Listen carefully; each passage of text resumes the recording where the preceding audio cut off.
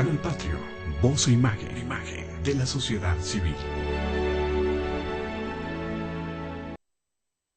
Muy buenos días a todas y todos ustedes. Estamos aquí en canalpatrio.tv, voz e imagen de la sociedad civil, en el programa Espacios de Diálogo de Mujeres Insurgentes. Bueno, pues el día de hoy nos acompaña el licenciado Alberto Carrillo Armenta. Él es un especialista en cuestiones financieras, además de haber sido, no, yo creo que sigue siendo político, asesor de algunos partidos y desde luego amigo entrañable nuestro, a quien le doy la más cordial y afectuosa bienvenida. Desde luego también a nuestro amigo Raúl Paz. Que a veces viene y a veces no. Pues se le pega la gana, pero no importa, sigue siendo nuestro amigo, Gracias, amigo entrañable, ambos. Y desde luego agradecer a nuestro compañero Hugo Aguirre, que nos da todo tipo de apoyo técnico. No nos hemos todavía un poco puesto de muy acuerdo, pero me parece que es obvio que el día de hoy tratemos lo relativo a la victoria del Brexit. Este es un asunto de trascendencia geopolítica. Es un asunto que ha desatado en el mundo entero, pero sobre todo en la bolsa de valores, en los sectores financieros, etcétera, hasta los halcones de Estados Unidos, este asunto que cobra una gran resonancia. Nuestro presidente está por allá en Canadá con el primer ministro Trudeau y desde luego con Obama, con el presidente Obama. Lo ha tomado con mucha calma. Vamos a abordar estos temas que a nosotros nos interesa mucho. Una explicación de Alberto Carrillo, de Raúl Paz, en torno a esto de la perspectiva, en torno a este asunto que es trascendente. ¿O cómo la ves? ¿No es trascendente? Totalmente, totalmente. Totalmente es trascendente. Es decir, quiero interpretar si el Brexit es un asunto únicamente desde el punto de vista del financiero, o es un asunto en donde destaca una insurgencia, o bien todo el regreso de políticas proteccionistas. Pudiéramos traducir esto, proteccionistas, como nacionalistas, pero de derecha. ¿Qué opinas? Bueno, en primer lugar, hay que señalar que la derecha en ningún momento está quieta. Todo momento es actuante y lo vemos en el resurgimiento en Europa, en diversas naciones donde se están reposicionándose las fuerzas de la derecha. Gran Bretaña o Inglaterra, bueno, Gran Bretaña está compuesto por varias naciones, es un imperio, ¿no? Pero las fuerzas de la derecha no solo se están recuperando o reposicionando en Europa, sino también en América. ¿Y qué ocurre con esto del Brexit? Bueno, en primer lugar hay que señalar que Gran Bretaña, las Islas Británicas, ya sin ampliar a todo lo que es el Imperio Británico, está compuesto por varias naciones. Inglaterra, Irlanda del Norte, País de Gales y Escocia. En las Islas Británicas son 5 naciones. En la votación que se hizo para decidir si continuaban en la Unión Europea o no, Irlanda del Norte, País de Gales, Escocia, no sé si fueron 3 o 4 de esas naciones, votaron contra la salida y a su vez están solicitando ellos también su propia emancipación del Reino Unido. Un asunto importante, es decir, lo que señalas, ¿impacta económicamente? Sí, y mucho, pero también impacta políticamente. El Brexit es una acción, una política impulsada por el Partido Conservador y principalmente por su dirigente, David Cameron, tratando de legitimar su posición como gobernante, como primer ministro, impulsa este proceso que finalmente se le sale de control desde mi particular punto de vista, pero no es la primera experiencia que se tiene de intentar dejar a la Unión Europea. Previamente lo intentaron a principios de la década de los 70, si la memoria no me es infiel, cuando existía la Comunidad Europea, CE, Comunidad Europea de Estados Europeos, Estados Europea de Estados, no recuerdo el nombre, CE. Y desde entonces se había manejado esta intención, no había prosperado, hoy prospera, y en una votación sumamente pareja gana el Brexit o Bretaña Exit, salir de Bretaña de la Unidad Europea. Y después de que se gana por un margen sumamente reducido, el sector joven de Gran Bretaña protesta y dice: estamos en contra de la salida de Reino Unido de la Unión Europea, exigimos que se haga un nuevo referéndum, y reúnen hasta ayer más de 2 millones de firmas para exigir ese referéndum, y sigue creciendo. Y además, según se publica ayer mismo, cerca de el 7% del electorado, no recuerdo si es el 7% del electorado que participó en una elección inusitada donde participó más del 70% de los británicos en edad de votar. Ese 7% dice: nos equivocamos, no debimos haber votado por la salida. Esto es de manera inicial para más o menos entender qué fue el manejo de este referéndum. ¿Por qué? Desde luego hay implicaciones, se dice, respecto al rechazo a la inmigración por parte de la derecha. ¿Sí? Hay implicaciones económicas muy profundas respecto a la relación que hay entre la Unión Europea y el Reino Unido.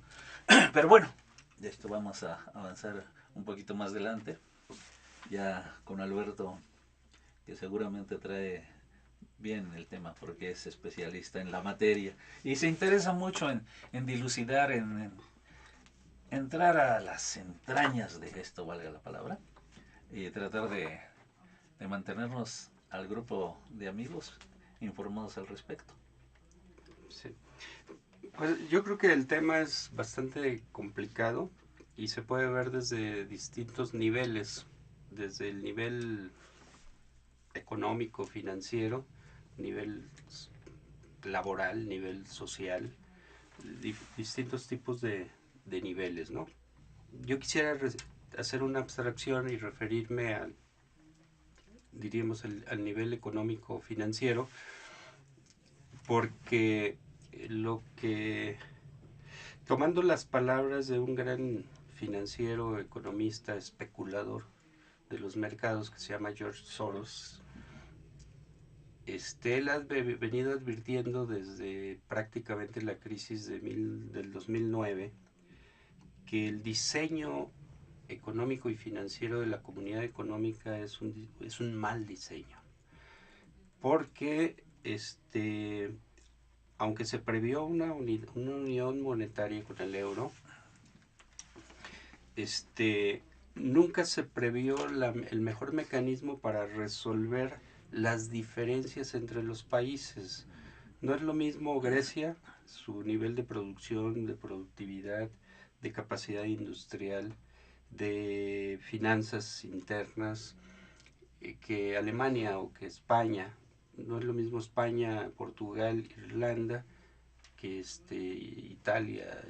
Es decir, hay una gran cantidad de diferencias entre los países que normalmente se resuelven con la paridad entre sus monedas, ¿no? Si la economía griega tiene deficiencias, bueno, se va a reflejar en su moneda. y va a tener cierta relación con las demás monedas, ¿no? Puede estar más devaluada, más sobrevaluada que la de Alemania, que la de Italia, que la de España, que la de Francia. Es decir, la moneda reconoce el nivel económico de cada país en el intercambio internacional. Pero cuando por camisa de fuerza se dice vamos teniendo una moneda común, se establecen objetivos muy generales, como puede ser el de todo mundo debe tener un déficit en su balanza comercial de tanto. Todo mundo tiene que tener un máximo de un déficit en el primario, es decir, lo que el gobierno gasta más de lo que recibe, de tanto. Y ahí empezaron los problemas, porque unos países decían que sí tenían el déficit pactado, pero en realidad cuando se veía más a fondo, ese no era cierto. Y luego unos países se beneficiaban de tener una moneda fuerte cuando su economía era una economía débil. Y este conjunto de discrepancias, pues se pensaba que eran corregibles y seguramente se empezaron a corregir con determinado tipo de medidas. Pero en la crisis del 2009 todo esto estalló, porque el efecto que tuvo la crisis norteamericana en Europa fue mucho más allá de lo que debiese si en Europa cada país hubiera tenido su propia moneda, o si hubiera mecanismos para resolver los problemas que una moneda común genera. De tal manera pues que a partir de la crisis del 2009, mientras en Estados Unidos los efectos de esa crisis, que ya va para 10 años, se han venido superando paulatinamente en un proceso demasiado largo ya, en Europa no. En Europa cada año tenemos una crisis en algún lugar. Y si primero fue en Portugal, después fue en España y sigue en España, y Italia está prendida con alfileres, es la 9ª economía mundial. Grecia estalló. Grecia estalló, quién sabe, es un cadáver, es un país zombie. Grecia, que no se salió del euro ni de la comunidad, pues sí, pero y así sucesivamente se han estado presentando. ¿Por qué? Porque si bien hay una moneda común, no hay un banco común. El Banco Central Europeo no es un banco central. Cada país tiene su propio banco. Y por lo tanto se aplican de diferentes políticas, etcétera, etcétera. Entonces lo que George Soros pone, obviamente a un nivel técnico muy superior, muy estudiado, decir, bueno, mientras no resolvamos este problema, las crisis van a seguir siendo recurrentes. Pero la manera de resolverlo implica un rediseño de fondo, porque uno de los efectos de esta relación asimétrica en la Unión Europea es que Alemania se ha convertido en un país acreedor de todos los demás. Entonces al acreedor nunca le van a convenir que los deudores le dejen de pagar o renegociar deudas y entonces la situación se complica. Y la crítica que hace George Soros a Alemania es que no es solidaria con Europa, es acreedora de Europa. Cuando Europa fue solidaria con Alemania después de la Segunda Guerra. Entonces, George Soros hace 2 años dijo algo así como: estas crisis que se están presentando recurrentemente y que no tienen solución sino paliativos, o no tienen soluciones de fondos, y que van de país en país, van recorriendo países agravados con otras situaciones como es la crisis humanitaria que se vive en el Oriente, en el Medio Oriente, que obliga a millones y millones de sirios y de turcos y de iraquíes, etíopes y de todo a emigrar a Europa. Pues obviamente en algún momento, dice Soros, va a provocar una gigantesca crisis política, ¿verdad? En la medida en que es un problema vivo, latente, que no se resuelve o que se atiende mal, pues en algún momento tiene que provocar. Obviamente, pues la solución es un rediseño, principalmente económico, él lo enfoca así, financiero, sobre el euro. Digo, afortunadamente para el mundo, Inglaterra no está en el euro. Tiene su propia moneda, que se ha devaluado 20 y tantos %. Menos, están en el 10. En algún momento tuvo una caída. Sí, pero ya se ha ido Bastante recuperando. fuerte. Pues hasta habría que ver los resultados del día de hoy. Pero- Porque ya estaba casi al parejo con el dólar.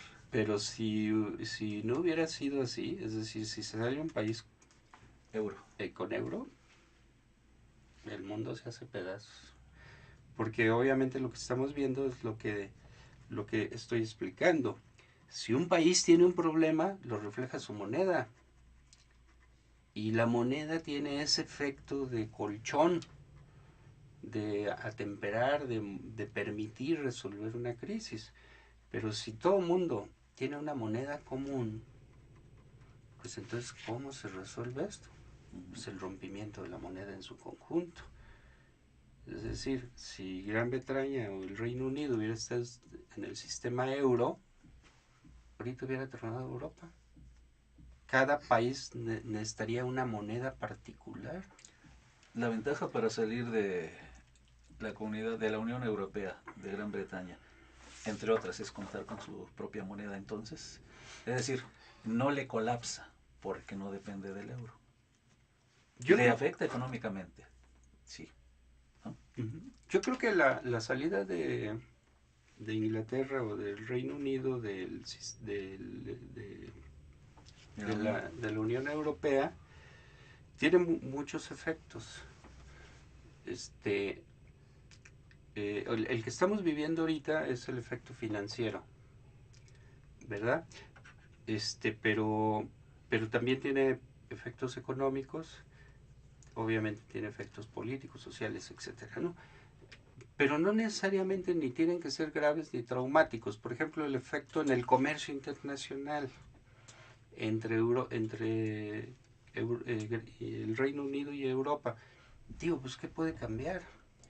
Simplemente quizás renegociar algunos tratados, la relación con los países ahora ya no en su conjunto, sino por separado, que en un plazo relativamente se puede estabilizar o resolver, porque ni desaparecen las empresas de un lado ni de otro, ni desaparece su relación comercial, porque la relación comercial siempre es una necesidad. Yo importo no porque me guste importar, sino porque tengo necesidad o hago negocio con ello, y se benefician ambas partes, ¿no? Eso, ¿por qué debe de cambiar? ¿Verdad? Lo que sí cambia es que la salida de Inglaterra exhibe los grandes problemas que tiene la comunidad, incluyendo temas que uno dice es que los ingleses son intolerantes con la migración. Bueno, es que un país puede aceptar determinada migración, pero pasando de un umbral rompe el tejido social. Sí. Si aquí a la colonia importa un fenómeno muy fuerte que es el terrorismo. Pues incluso aunque no hubiera el agravante de ese fenómeno, el hecho, por ejemplo, de que en un determinado barrio la lengua ya no sea el inglés, sino el hindú o el pakistaní o el árabe, y que de repente aparezcan otro tipo de culturas que también tienen fuertes raigambres religiosas, y se afecte o se sienta que se afecte la religión que le dio origen a una nacionalidad, con una nación a la que siempre, perdón, con una religión a la que siempre se combatió, a la que no se entiende, a la que, entiendo que un país puede recibir 3% de migrantes, un 5% de migrantes, un 10% de migrantes, pero yo creo que debe de haber un nivel en el cual esa migración ya no ayuda, es una colonización, diríamos, o no sé, no me refiero a una colonización económica, pero quizá cultural sí, ¿no? Tengo una amiga que regresó de París y dice, bueno, es que las relaciones de solidaridad en París se han roto, porque tú no sabes si confiar en este árabe o en este pakistaní o en este iraquí o en este musulmán o en este árabe o en este africano o en este peruano o en este... Incluso la propia migración interna de la Unión Europea ya ha dejado de ser funcional al sistema euro, ¿no? Es decir, que de repente tengas miles de portugueses o miles de españoles De Europa del Este. o migrantes de los países de Europa del Este que están incluso dentro de la comunidad, algunos que están dentro de la Unión Europea, que llegan con nuevas culturas, con diferentes necesidades. Evidentemente hay una pirámide de edades en donde algunos países requieren recibir migrantes para incorporarlos al trabajo. Pero ¿qué país ahorita no está colapsado por la migración? Incluso países que tradicionalmente se han fundado alrededor de la migración como Canadá o Australia, ¿verdad? Que tienen políticas para estimular la migración a sus países, para seleccionar migrantes, que ahorita están también frente a diríamos, ante un máximo, diríamos, de ya no podemos más. Y además de una fuerza de trabajo barata. Y además la competencia entre los migrantes por obtener puestos de trabajo evidentemente tiene un impacto sobre el mercado laboral que baja los precios de la mano de obra con efectos sobre todos, sobre ellos y sobre la población local. Quien lo resiente más evidentemente es la población local, que estaba acostumbrada a un nivel de ingreso y que lo ve reducido rápidamente. Esos son efectos adicionales que agravan este problema que se ubica en la estructura económica, financiera, bancaria, de relaciones comerciales, y que tampoco está resuelto. Porque si uno dijera esto está resuelto y lo otro son efectos, diríamos, colaterales, bueno, pues con políticas asistenciales o políticas sociales se pudiera resolver eso. Pero yo creo que no es así. Yo creo que la Unión Europea requiere un rediseño de fondo, y creo que el pensador más lúcido sobre este problema es un financiero, es George Soros, que por cierto nunca es muy mencionado, aunque tiene opiniones e incluso libros y ensayos muy interesantes sobre este tema. Sí, claro. Aborda Alberto de manera muy puntual una problemática que está viviendo la Unión Europea en su relación con Gran Bretaña, y haciendo referencia a aspectos que tienen que ver con la construcción de una nueva Europa. Porque no puede seguir siendo Europa como la conocemos hoy, sino este fenómeno del Brexit, desde luego está impactando las relaciones entre el continente y las islas. ¿Qué va a suceder? No lo sabemos. Lo que sí sabemos es que se está afectando de momento la economía, la política, la sociedad. Por ejemplo, en el caso del deporte, el fútbol, hay un número de futbolistas comunitarios que está participando en los campeonatos de Inglaterra, por ejemplo, Escocia, Gales. Y después de que esto se reorganice, ya no van a poder participar allá, y hablo solo de ellos. O solo va a poder participar un número determinado. Y seguramente esto del Brexit está animando a las fuerzas de la derecha, en el caso de Francia con la Marine Le Pen, llamando a que se proceda de igual manera. O en Austria, que estuvo a punto de ganar la derecha también por un margen muy estrecho, perdió con los verdes, están pidiendo lo mismo y otras naciones están enfocando sus baterías en el mismo sentido. Por eso, ¿qué va a suceder? Apenas lo estamos viendo, pienso, Alberto. Sí, yo creo que la derecha ha sido más sensible a recoger este tipo de banderas que la izquierda. Es decir, la izquierda se ha casado, diríamos, y creo que es correcto, con la conducción de la globalidad por la vía de la integración de Europa. Creo que es correcto. Ahora, eso ha generado, como ya lo decíamos, pues imperfecciones, deficiencias, defectos o de plano errores. Entonces, lo que debe de hacer la izquierda es reconocer eso para levantar también esa bandera, porque el nacionalismo va a estar ahí, pero el nacionalismo no tiene por qué ser capitalizado por la derecha. Y me refiero al nacionalismo frente a la globalidad.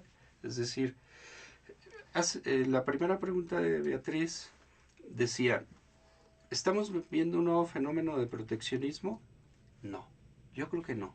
Yo creo que en el caso de Inglaterra no hay proteccionismo. ¿Qué significa proteccionismo?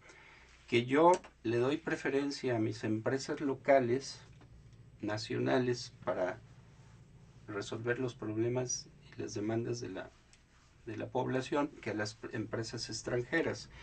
Y el proteccionismo consiste o en cierro fronteras o en impongo aranceles para que la mercancía no llegue externa o llegue cara. Y por lo tanto mis productores nacionales puedan tener un mercado al alcance.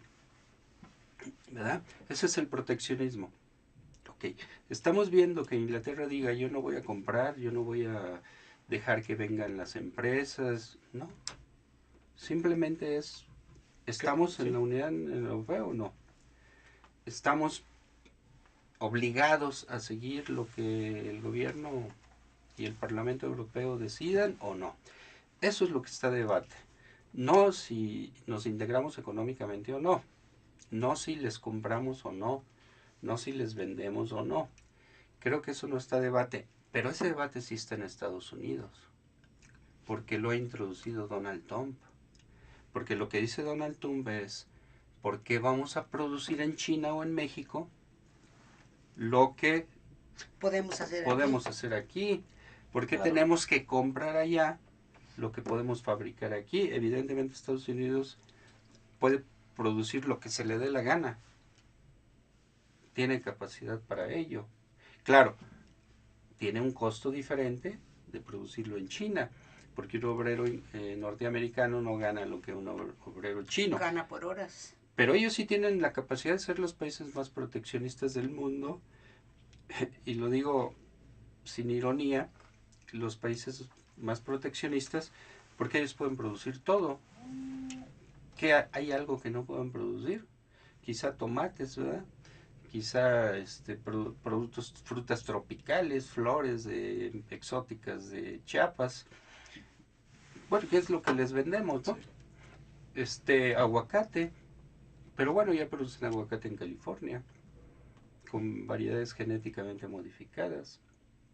Es decir, si Estados Unidos se lo propone, puede producir todo lo que se le dé la gana, porque tiene recursos, dinero, capacidad industrial, técnicos, tecnología, todo. Bueno, si ellos dicen, vamos a proteger a la industria local, a las fuentes locales de trabajo, a las empresas locales, y les vamos a impedir, ahí sí, que produzcan en China o en México, pues es el debate que vamos a ver dentro de unos meses en Estados Unidos. A lo mejor un norteamericano se convence de que le conviene y seguramente ganará Trump si eso sucede, porque la propuesta es muy atractiva.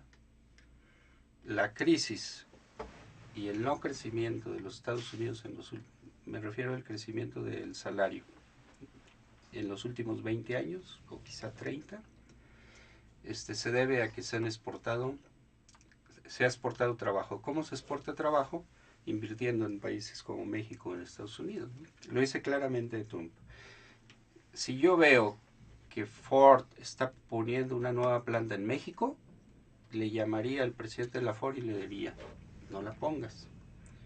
Pero si él decide ponerla, bueno, cuando quieras traer tu carro para acá, te ponemos un arancel. ¿Qué es un arancel? Un impuesto. Y con ese impuesto que hago, alimento la economía de Estados Unidos. Pero yo siento que es necesario en este tipo de economía global tener en cuenta la necesidad de cierto proteccionismo. Quiero referirme a México. Es decir, la globalidad ha impuesto, incluso en los términos económicos, darle garantías a las grandes inversionistas transnacionales. Y, por ejemplo, nos vienen a invertir en petróleo, como es el asunto de las grandes transnacionales del petróleo, y que en México, ¿verdad? ¿Cómo es posible que le abran totalmente las posibilidades sin ningún tipo de arancel? Es decir, pueden venir, invertir, sacar sus capitales. Es decir, aquí no invierten o no reinvierten. No se quedan sus ganancias, sus utilidades, de tal manera que la ley de inversiones extranjeras fue totalmente modificada en este país hace ya un tiempo largo, y esto permitió que vengan, hagan y se lleven. Las mineras canadienses, por ejemplo, están en un mundo a donde pueden saquear, borrar inclusive territorios. La última ley, ¿verdad? Inclusive modificaciones constitucionales, les permite ya, ¿verdad? En su ley reglamentaria, permitir que incluso sean expropiadas tierras cuando esto le conviene a una transnacional. Esto no es posible. Esto es un verdadero saqueo, es una verdadera entrega a intereses que no son nacionales. Si un país tan poderoso como el Reino Unido, que fue potencia dominante durante 200 o 300 años en el mundo, se siente incómoda su población por la relación de la globalidad con otros países, y eso que Inglaterra ha formado parte, ha decidido, tiene control sobre el proceso. Imagínense un país dependiente como México, que no tiene la más mínima visión de nada. De nada. ¿Cómo se ha de sentir la población frente a esta globalización, o más bien frente a la forma en que nos hemos incorporado a la globalización, que es una forma dependiente, subordinada, sí, precisamente para que no saquen? Y uno lo ve en el discurso oficial, que no tiene objetivos, ¿no? Cuando el gobierno dice es que México es un país abierto, y el objetivo de este gobierno es abrir México a la globalidad. Espérate, digo, está bien, tienes que abrir. Nadie duda que tienes que abrirte a la globalidad. Pero con ciertas condiciones. Pero también se escucha el discurso, es que estamos abiertos para que vengan a invertir. Bueno, ¿y en qué país inviertes tú? ¿Han oído ustedes alguna política del gobierno federal para negociar que Cemex venda cemento en todo el mundo? ¿Que Bimbo lo haga igual? ¿Que FEMSA Coca-Cola pueda vender en otros países? Que podamos, que Comex empiece a vender en todos lados. Es decir, que las mejores empresas mexicanas vayan apoyadas por su gobierno a la globalidad. ICA. ICA, En lugar de que el gobierno dijera vamos a sacar a nuestras 25 principales constructoras que algún día llegamos a tener, que eran de las más grandes del mundo, ¿verdad? Y que fueron quebrando en el camino. Buffet, ¿cómo se llama? Buffet Industrial, Trivasa. Lamentablemente, la misma ICA, Cemex. La misma ICA. Es decir, grandes empresas.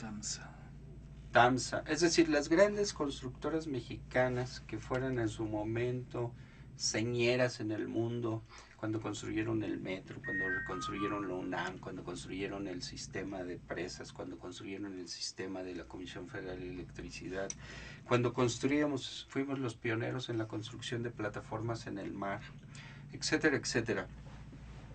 Plataformas petroleras. ¿Se acuerdan que cuando se descubre el petróleo en el Mar del Norte, México aportó tecnología? Así es. Para los países escandinavos y a la Gran Bretaña, el Reino Unido. En lugar de que el gobierno dijera, vamos con ellos, American Mobile, Telmex, etcétera, etcétera, vamos con ellos a abrir los mercados del mundo, no, vénganse y aquí hacemos una ley antimonopolios para que no sean dominantes. Es decir, nos fregamos a Telmex para que tenga que conducir la señal de todas las demás empresas que no han aportado, que no tienen la capacidad para distribuir señal y que lo quieren hacer y lo están haciendo a costa de la infraestructura de Telmex, que fue una constructura en parte construida por el Estado mexicano. ¿Cuántas Igual empresas mexicanas que desaparecieron, que liquidaron, ¿verdad? Tenían un mercado abierto en el extranjero, ¿no? Entonces en México tenemos un pequeño sector que se ha incorporado a la globalidad con cierto éxito, que son el sector financiero, y yo lo pondría en duda de un año para acá, de 2 años para acá, pero el sector financiero. El sector telecomunicaciones, que también está en la misma situación, exitoso hasta 2 o 3 años, hace 2 o 3 años. Sectores ligados a la exportación, que han sido más o menos exitosos y que se pueden medir y cuantificar y distinguir, pero la gran mayoría del sector que despectivamente se le llama sector tradicional, incluso se le llega a decir por parte del gobierno, el sector atrasado en nuestra economía, que no ha podido incorporarse a la globalidad, se le ve con desprecio. Nada más que ahí está el 80% de las empresas y el 80% de los empleos. Sí. Entonces ese sector despreciable porque no se incorpora a la globalidad, genera un resentimiento, una inconformidad que cualquier día, igual que en otros países, va a estallar en México, donde millones de jóvenes que están preparados para la globalización, en la medida en que no hay ninguna actitud política para incorporarnos adecuadamente a la globalización, están ganando 2-3 mil pesos cuando mucho de empleaditos en un Starbucks o de empleaditos en una Oxxo o de empleaditos en un McDonald's, y teniendo todo el potencial para incorporarse a la globalidad, están viendo frustrados sus... ¿Por qué? Porque la globalidad no existe. Por supuesto que existe, porque no nos hemos incorporado mediante una estrategia adecuada a esta globalidad, o más bien dicho, nos hemos incorporado de manera independiente. Eso es muy importante porque incluso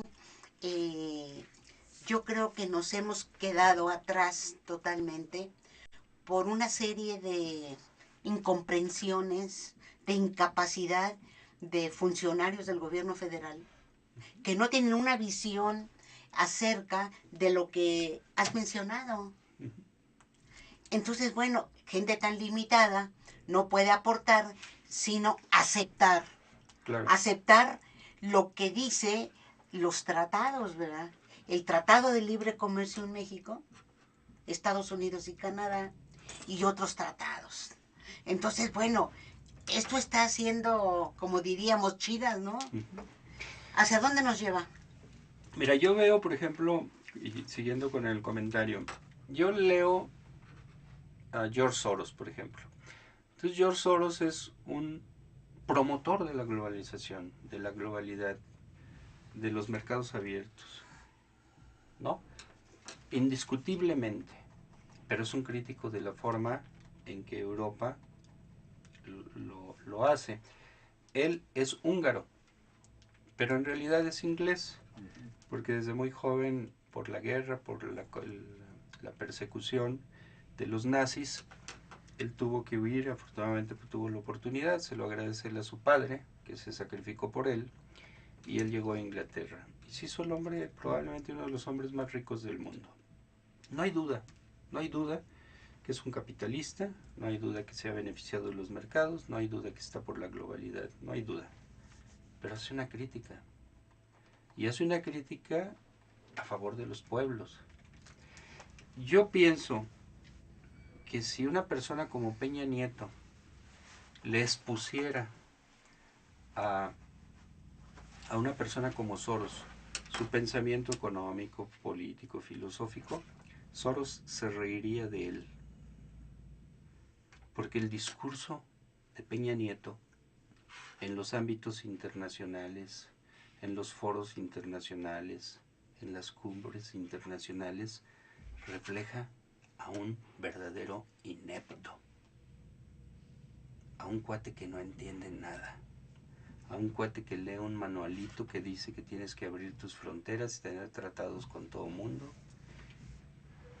Es decir, un individuo que sigue lo peor de la receta para incorporarte a la globalidad. Y ese tipo de personajes son, por una persona como Soros, los desprecian. Pues tú vas a platicar con alguien inteligente, alguien que sabe negociar, alguien que tiene algo, un pueblo detrás que defender. Llega un cuate y te da todo lo que quieres y sin ninguna crítica y dime por dónde, dime cómo, qué hago. Pues sí. A ver, cómo, si tú quieres invertir aquí, ¿qué necesitas, no? No, pues que me quites impuestos 20 años, órale, concedido. No, pues que me hagas una carretera, ¡ay, concedido! Oye, como el gobernador de Nuevo León, ¿verdad? En el ejemplo de la relación con Kia, ¿no? Que le dio tantos y tales beneficios que uno dice, y entonces mejor repártelos entre la gente y gana más que si estos cuates ponen su planta ahí. Sí. Digo, así es la situación, ¿verdad? Pues sí. Entonces, ¿qué va a pasar? Yo creo que en la próxima elección en México se van a poner, y la situación está como para que lleguen, y no me gusta utilizar la palabra populistas, pero bueno, la voy a utilizar, para que llegue un populista y diga, rompamos con estos güeyes, cambiemos todo. ¿De derecha o de izquierda? Todo, ¿no? Exactamente, ¿no? Esto ya no funciona, cambiemos. Ese es el mensaje, entre paréntesis, de López Obrador el día de ayer, en donde le menciona al presidente que construya que construya una vía de transición. Si quieres, dejamos esa parte. Esa partecita. Primero vemos las opciones, ¿no? La primera opción es clara. Continuamos por este camino victorioso, que nada más nos falta perseverar y aguantar, y los beneficios de las reformas estructurales se van a ver mañana, ¿no? Bueno, no mañana, pero probablemente en unos añitos más, ¿no? Es decir, es el discurso desde Miguel de la Madrid, probablemente desde Salinas hasta acá. Si hacemos reformas y perseveramos en ellas, vamos a llegar al desarrollo, al crecimiento. Ese es el discurso de la continuidad. El discurso del cambio sería, en su extremo, abandonemos esto, cambiemos totalmente. Y deberá de darse un discurso intermedio que diga, bueno, ¿qué es lo bueno que más o menos se ha logrado? ¿Y qué es lo que debemos de cambiar? ¿Qué es lo que debemos de abandonar? ¿Verdad? De tal manera que el debate por la presidencia sea un debate enriquecedor y el resultado de este debate sea la elección de un presidente que pueda hacer los cambios para mejorar. Si hay que abandonarlo todo, pero hay un camino alternativo suficientemente bien diseñado, pues a lo mejor vale la pena apostarle, porque el cambio siempre es una apuesta y siempre es riesgoso, ¿verdad? Ahora, ¿quién de ellos, qué político ejemplifica uno de estos temas, cada una de estas posibilidades? Yo pienso que López Obrador está en una posición intermedia, no creo que sea el extremista radical que diga abandonemos todo. No lo hizo en la Ciudad de México y creo que no lo haría como presidente, ¿verdad? Pero tampoco es claro su planteamiento y eso confunde y da miedo, porque no tiene claridad o si la tiene no la sabe expresar. Porque este discurso de los, ¿cómo se llama? Lo de la mafia del poder y este discurso que voy a vender el avión presidencial, pues está folclórico, pero no es el discurso que necesitamos de oír fondo, de un político que pretende la presidencia, ¿verdad? Yo veo un terrible problema para el PRI, porque el PRI carga el fardo de Peña Nieto. Peña Nieto ya dejó de ser un activo para el PRI y en la medida en que Peña Nieto no entiende lo que pasa y no dice nada y sale a decir sus problemas familiares en la televisión o su bonita familia en la televisión, ignorando que millones de familias están con un tris en la garganta por el tema de la devaluación, del empleo, de la crisis, de la comida diaria, del trabajo, y sale con sus frivolidades, pues no ayuda para nada. Entonces, ahora, tradicionalmente, ¿qué hacía el PRI? En una campaña presidencial larga, iba preparando las condiciones para en determinado momento de la campaña romper con el presidente anterior y plantear un nuevo estilo de gobernar o una nueva política o una nueva propuesta. Bueno, una campaña corta como las que se diseñaron en la Cámara de Diputados, donde llegas, te presentas y te vas, llegas, te presentas y la gente vota, el PRI no va a tener tiempo de esto. Entonces, o el candidato del PRI desde un principio llega diciendo no estoy con Peña Nieto y al diablo con él y sus políticas, porque si intenta decir, no, es que Peña Nieto fue bueno y las reformas estructurales, sí, y miren, y va dorando la píldora hasta un momento determinado, no le ajustó la campaña. Eso es un gravísimo problema de este sistema que ha sido diseñado en la Cámara. Adicionado con el grave problema de la corrupción y la impunidad en el gobierno, o en los gobiernos. Sí. Entonces, el PRI va a tener un problema, se va a hundir con el fardo de Peña Nieto. Peña Nieto es un fardo. Es una pesada carga, no estimula a nadie, no tiene capacidad teórica, es un hombre que no ha leído nunca ningún libro, que todo se lo dice un apuntador, que no tiene visión propia, que no sabe ni en qué territorio está, que está en Guadalajara, está inaugurando en San Juan de los Lagos una obra y dice que está en el estado de San Juan de los Lagos. Nadie le explicó que San Juan de los Lagos es un pequeño municipio de los que 125 que componen un estado que se llama Jalisco y que un municipio es distinto a un estado. No lo sabe, no sabe qué territorio político-administrativo gobierna. Yo estoy seguro que si a Peña Nieto se le dice ¿cuáles son las 32 entidades del país? Va a hablar en inglés. Sí. Estoy seguro. Va a contestar en inglés. Sí. I don't know. I don't understand you. No sabe qué país gobierna. No sabe su historia. No sabe su problemática. No sabe nada. Es un inepto. E inapto.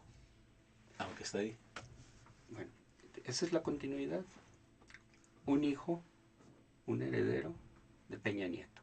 Y hay varios que se apuntan. Y por otro lado, puede surgir en cualquier momento pues, un populismo o un líder carismático, para no llevarle populismo, que canalice todo el descontento alrededor de quién sabe qué. En donde hay un tema, muera la política, mueran los políticos, mueran las cámaras, mueran los diputados, muera el Senado. Es decir, las instituciones de la política que nos permiten reconstruir la política las van a matar. Sí. Porque la política económica no se decide por el presidente, se decide por un conjunto de instituciones en donde En alguna forma participan los diputados, en otra forma los senadores, en otra forma el Congreso, en otra forma el Banco de México, en otra forma el Ejecutivo a través de sus diferentes Secretaría de Hacienda, Economía, etcétera, etcétera, y que tienen que trabajar armónicamente para diseñar una política alternativa, pero no es destruyendo una parte ni satanizando otra cómo vamos a resolver este asunto. Un político de este corte populista, al primero que va a atacar es al político y a la política y a las instituciones democráticas. Ese es el gran problema de México, ¿verdad? En la medida en que se deja sin dirección, sin conducción, sin liderazgos, que esto corra, pues lo que vemos es un desorden en la política, ¿no? Todo el mundo quiere que se vayan los chuchos, todo el mundo quiere que se vaya a muera Andrés Manuel o que desaparezca, todo el mundo quisiera que la CENTE no existiera, todo el mundo quisiera que esto... Pues, bueno, son cosas que existen y que para eso hay instituciones para canalizarlas, para volverlas ponerlas en positiva, para incorporarlas al régimen político, para volverlas... para convertir las demandas en planteamientos de acción No hay visión de Estado. No hay visión de Estado. Pero entonces no hay estadistas, no se ven en hay el horizonte estadistas. y no existen actualmente. Decía un amigo hace rato, decía, antes había políticos íntegros e integrales. Después solamente hubo políticos integrales. Pues ahora ni íntegros ni integrales. No hay. Hablamos de pseudopolíticos. Es lo que vemos en Es lo que el vemos escenario. en la política, es saber... Y políticos que escupen para el cielo, ¿no? Como la campaña que hizo ¿qué? El PES, contra los políticos. Sí. Es una, Y ellos están una haciendo campaña política contra los políticos, siendo que ellos son un partido político, tú dices, ¿y estos cuates de dónde salieron, verdad? ¿Cuántos votos van a sacar así? Sí. Los políticos son corruptos, luego vota por mí, que soy un político. Hombre, es una construcción que ¿quién te compra, no? Sí, hasta un populista que rechace la política y sus instituciones también está haciendo política, señalas atinadamente. Claro, usando otro discurso, un discurso que puede engañar. Y mientras diferentes sectores con los movimientos sociales, ¿verdad?, haciendo ebullición. Es decir, en estos momentos el gobierno tiene serios problemas a donde seguramente no lo va a poder resolver Osorio Chong. Y esto está, pero hirviendo. Entonces, ¿cuál es la salida? ¿Hacia dónde vamos? ¿Qué va a pasar en este país? ¿O hay una renovación total del gabinete? ¿Verdad? Digo, yo no aseguraría una tesis así como el que se maneja de que renuncie Peña, ¿verdad? Eso es otro mecanismo que tiene que pasar por el Parlamento, pero necesariamente tiene que haber una solución negociada, acuerdo a los intereses, no solamente de la clase política, sino también de un sector laboral y social muy importante en este país. ¿Cómo la ves? Está muy difícil. Muy difícil. Yo creo que lo primero que necesitamos, o sea, para que hubiera un cambio, lo primero que se requeriría sería la conciencia de su necesidad de cambio, ¿no? Es decir, si la política económica no ha dado resultado en los 25 últimos años y se ve que no lo va a dar por lo pronto en los próximos 10, pues yo diría, debería haber la conciencia de decir, bueno, hay que hacer cambios. No sé si en el programa anterior que me invitaron, mencioné que Cartens, el gobernador del Banco de México, lo dijo con toda claridad. Vienen choques externos y es necesario que los bancos centrales de México y de otras partes del mundo se conviertan en formadores de mercado de última instancia. Eso en en términos prácticos significa cambiemos nuestra política monetaria porque esta ya no sirve. Pero, ¿quién le contestó? Nadie. Al contrario, el gobierno lo castigó o lo sancionó porque unos días después de esas declaraciones le ordena mantener estrictamente la política expresada en el recorte presupuestal, expresada en el movimiento de la tasa y otras políticas que cambiaron en relación a las subastas, como estaba subastando los dólares, ¿no? Sí. Es decir, si yo tengo problemas, porque el gobierno no está pudiendo financiar su propio ejercicio, pues tienes dos medidas, ¿no? La medida neoliberal o tradicional de los neoliberales que nos han recetado, que es Recortes. recorta tu presupuesto, o la otra es imprime Sí, echando la monedas. maquinita, sí. Tú dices, no, es que no podemos imprimir monedas porque está prohibido no lo penalizarían los mercados mundiales. Bueno, pues ahí está Estados Unidos, que solamente al rescate de la banca le echa 30 o 40 mil millones de dólares mensuales, desde que Obama llegó al poder.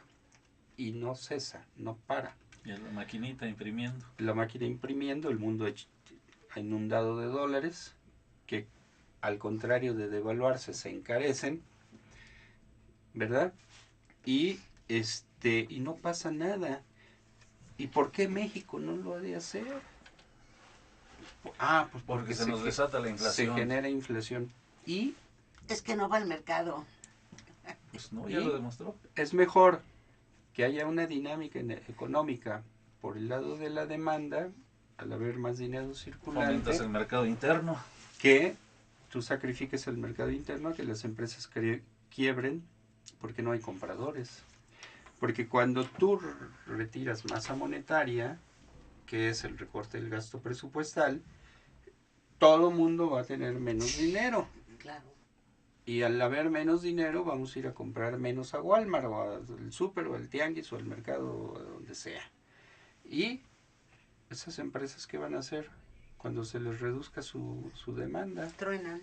Despedir trabajadores y sí. retroalimentar un círculo vicioso, bajar sus calidades, su producto, despedir hasta empleados, parar la mitad de la planta, hasta que se genera una crisis generalizada, ¿no?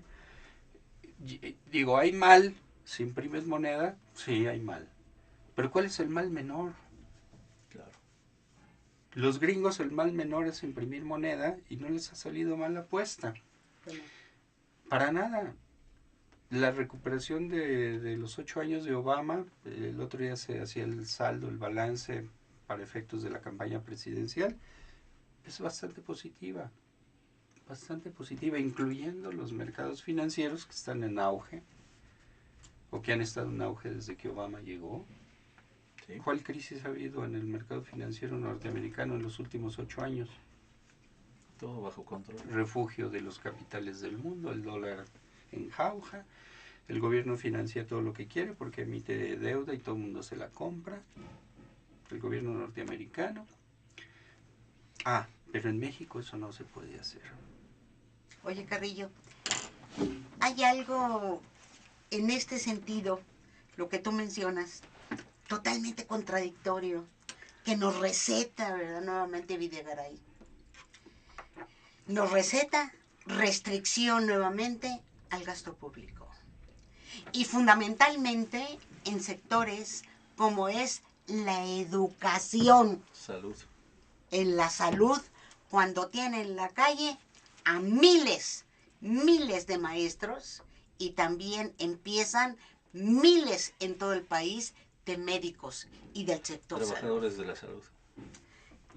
No entiendo, francamente. Sí, en algún momento, en la época de Miguel de la Madrid y quizá en la época de Salinas, los recortes salariales que se tuvieron que hacer para estabilizar la economía implicaron un pacto. ¿Se acuerdan ustedes? Pacto de solidaridad económica. El pacto de solidaridad económica, que tuvo la versión 1, 2, 3, no sé cuántas. Y luego Zedillo lo cambió por el pacto de no sé qué. Que era Estabilidad y crecimiento. que era lo mismo con Sí. otro nombre, ¿no? Es decir, el gobierno pactaba. Tenemos que hacer esto, este es el objetivo, nos vamos a beneficiar de esta manera y de esta otra. Claro, siempre el pagano era el trabajo, Sí. con la promesa de la próxima recuperación en cuanto se pudiera, pero se pactaba. Había cierto consenso. Actualmente este tipo de medidas no tienen ningún consenso, ni siquiera entre los empresarios, salvo algunas cúpulas trasnochadas y los panistas más tontos que ahora dirigen el PAN, ¿no? Es decir, no hay consenso. Y la prueba la vimos cuando se le recortó a Pemex. En febrero o marzo se le recortaron 100,000 millones a Pemex. Se tronó Pemex. ¿Quiénes son los que salen a exigirle al gobierno que no lo haga? ¿El sindicato? ¿Los trabajadores? No. Los acreedores y los tenedores de bonos internacionales. Dicen, si tú quiebras Pemex, ¿quién me va a pagar? Porque quitarle 100,000 dólares a Pemex no es reducir la burocracia ni eficientizarlo, como dice el gobierno, es quebrarlo. Y eso inmediatamente lo notó Wall Street. Y fue Wall Street, es decir, los tenedores de bonos internacionales que le dicen al gobierno, a ver, tú quiebras Pemex y yo te descalifico tu deuda. Entonces ahí viene el rescate de Pemex. Los créditos de Nacional Financiera, los créditos de la banca estatal, pero además algo ilegal, transferencias directas del Banco de México. Ilegal porque no pasan por el presupuesto del Congreso. Sí. Entonces, esta política de recorte, de recorte, de recorte, de recorte, de recorte, no tiene absolutamente ningún consenso. Y ningún futuro. Y además no tiene futuro, no tiene objetivo, no entusiasmas a nadie, no vas a traer inversiones. Tú traes inversiones con un Estado que está gastando, que está ejerciendo sus programas, que está creciendo, que está haciendo... Un Estado que está... A ver, a un deudor que te dice, mira, voy a dejar de comer para pagarte, ¿tú le prestas más? Pues no. No, y políticamente también. Estás recortando, afectando programas, y políticamente tienes un pueblo que ve reducido el acceso a esos programas. ¿Qué hace a la hora de las elecciones? Lo vimos el pasado 5 de junio. Aparte de la corrupción y la impunidad de los gobiernos, ¿no?, estatales. Eso precisamente. Claro. Y, Pero el problema pues es que estalle todo el país, que estalle de manera desordenada, producto de la incapacidad política de estos ineptos que nos gobiernan, que se tragan el manual. Yo estoy seguro que esta política de recorte presupuestal no debe tener consenso ni siquiera en el propio sector económico del gobierno. Por lo que estuvo diciendo Cartens y el Banco de México, los otros vicegobernadores, previo a los recortes, era exactamente lo contrario. Era exactamente, si ellos tienen un quantitative easing, que es una política, la traducen como política cuantitativa o acomodaticia. No hay una traducción correcta a lo que hace la Fed norteamericana, el gobierno norteamericano, que es, yo diríamos, traducido en español sería del tamaño del sapo es el tamaño de la pedrada, ¿no? Si tú ves que pasa esto, pues echas dinero. Si tú ves que pasa esto, pues le quitas. Si tú ves que pasa esto, le vuelves a echar. Es decir, no tienes una política predeterminada y definida, ¿no? Échale dinero hasta que se recupere la economía. Sí. ¿Y qué? Pues si se genera inflación, ya veremos qué hacemos con la inflación. De hecho, no traen problemas con la inflación, traen problemas con la deflación. Sí. Entonces, y en México, cuando el gobernador del Banco de México dice, oye, quítenme esa camisa de fuerza y déjenme también hacer algo parecido, le dicen, ni lo discuten y le dicen no. Y ordenan otro recorte presupuestal. Se van al manual. Y además el próximo, en septiembre, que se va a discutir el presupuesto, otro recorte presupuestal. Y seguiditos. Adelgazamiento del Estado. O sea, ya el país no da para eso. Sí. Por más Así que es. justifiques que el Estado es obeso y gasta mucho y sus programas son ineficientes, está bien, de acuerdo, hay un problema gravísimo en la forma como se ejerce el gasto y tenemos un problema de la eficiencia de la burocracia. Tenemos una burocracia corrupta, pero más que corrupta, profundamente ineficiente. No está técnicamente preparada para atender el área que está bajo su dirección o conducción. Bueno, pues ha sido interesantísimo Mucho. tu participación, Alberto. Yo quiero agradecerte muchísimo que hayas venido. Se quedan muchas cuestiones en el tintero. Yo te rogaría que regresaras pronto, que lo pudiéramos programar, porque es importante las repercusiones desde el punto de vista económico y político. Entonces, estamos hablando de un país prácticamente, desde mi punto de vista, en bancarrota. Entonces, hay que ver. Gracias, Raúl. Al contrario, Raúl Paz, Betty. gracias, Alberto. Gracias a usted por haber sintonizado este programa, Espacios de Diálogo de Mujeres Insurgentes, y desde luego a nuestro compañero Hugo Aguirre. Le agradezco mucho, Beatriz Gallardo. Los invita a ver nuestro próximo programa el día de mañana en punto de las 11. Pásela bien.